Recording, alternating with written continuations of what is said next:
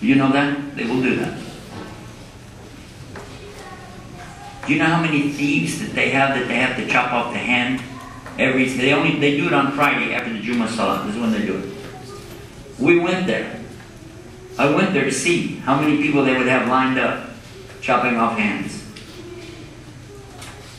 They said, well, nobody does that. I said, why would we have to do that? Just the fact they know that they could lose their hand, the whole entire country is terrified of stealing anything. Now listen to me. That was the capital, Riyadh, Saudi Arabia. The capital. That means the whole country. What is it, 13, 16 million people? I don't know.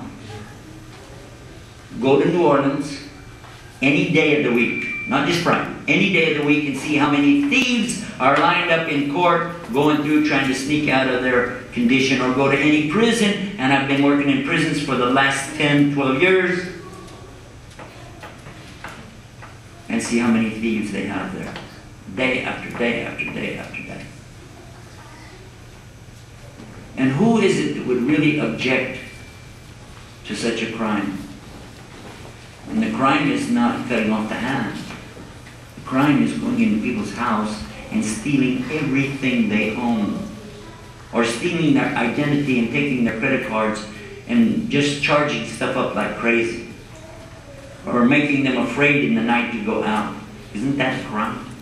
And when I was in England a couple months ago, I was talking with a gentleman, an elder man, who was in pretty bad shape. Actually, he was dying. His own relatives wouldn't come and see him, but the young Muslim boys were going to visit this man. This is something Islam teaches us to do, by the way. They asked me to go with them, so I did, and I met him, and I talked to him, and he said in his life he was a truck driver, and he drove all over Europe and Australia. And he kept talking about Australia over and over, how much he liked it. He had some friends there. He'd like to go there one last time. And I don't know why I asked him. I said, well, which of all the countries you've been in did you like best? He said, Saudi Arabia. I said, what? Why you said Saudi Arabia? He said, it didn't matter where I parked my truck. I never had to worry about anybody stealing anything.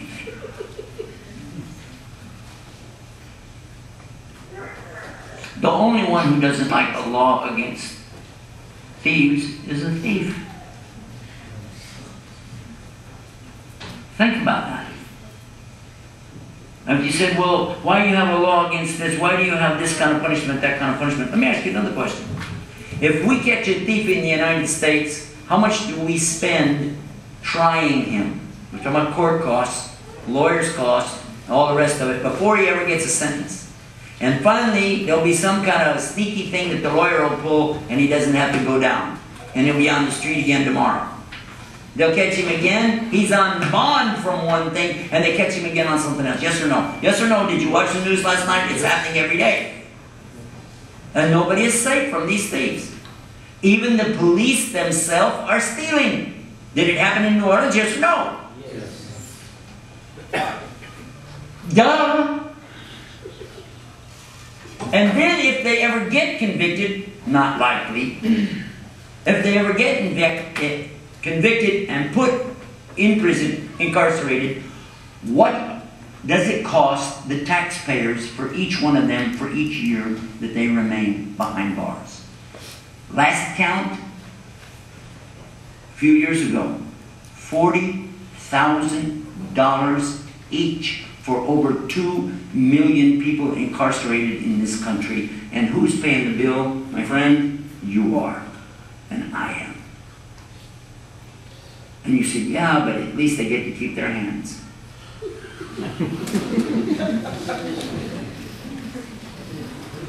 And by the way, it's for professional thieves, not a child stealing a loaf of bread because they're hungry.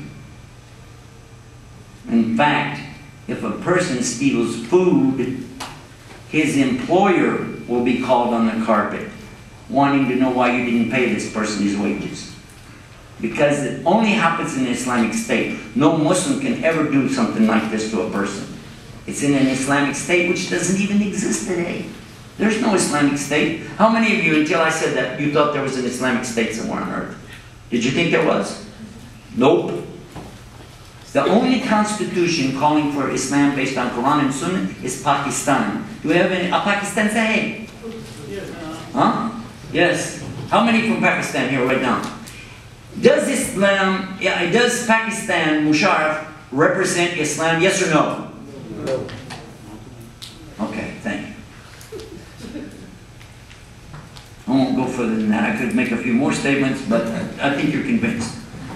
Islamic State doesn't exist, so nobody can cut off anybody's hand anyway. Saudi Arabia does so, not because of Islamic law as much as they do out of tribalism. They have a lot of tribalism over there. They follow a lot of what they want to do. But I will tell you this. Is there any law in Islam that said a woman can't drive a car? Huh? Islam. Does it say a woman can't ride a camel? A horse? That she can't get up on a piece of conveyance and go somewhere? Does it say that anywhere in Islam? Any page of anything. Does Saudi Arabia allow women to drive a car? No. Will she go to jail? Absolutely. Yeah, so don't tell me that's Islamic State. I don't want to hear it. Okay? You got a lot of good brothers over there, don't get me wrong. There's some very good people there. That's not my point. But don't say it's Islamic State, it's not. And by the way, nobody over there said it was. Okay, let's get started on some more questions. Sorry I'm taking too long. What do you and Muslims think of the book of Acts when the Holy Spirit came upon the apostles with evidence of speaking in other tongues? Whoa, okay. First of all, you have to understand we Muslims believe in all the books that are revealed by God.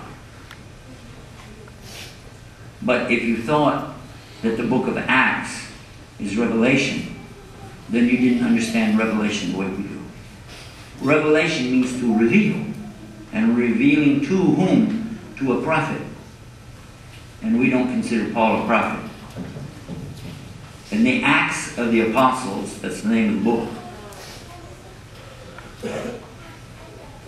is talking about actions. Acts means actions, deeds. Actions of apostles. Apostle means messenger. Messenger. We believe Jesus to be a messenger.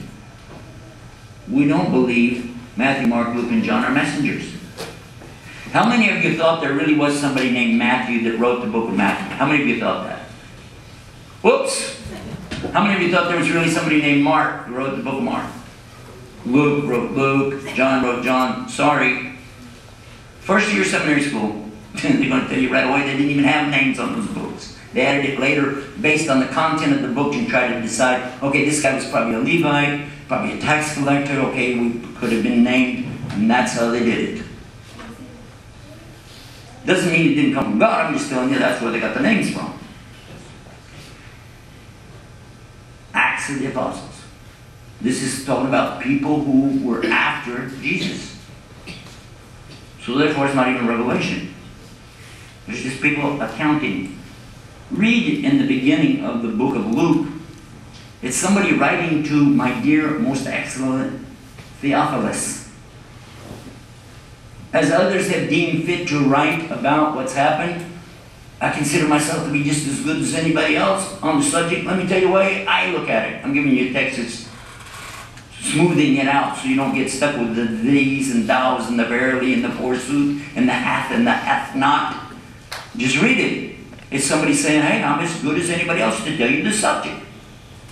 Which means what? It's my opinion. That's all it is. So it's not revelation. Not revelation. The Acts of the Apostles has a story, and I'll ask you to read it. Read it for yourself. What does it say? According to the English translation, that Saul says that he persecuted the Christians even unto death. That's what he said. He hated them. He hated everything about them. And he had gone to the Sanhedrin to get papers, permission,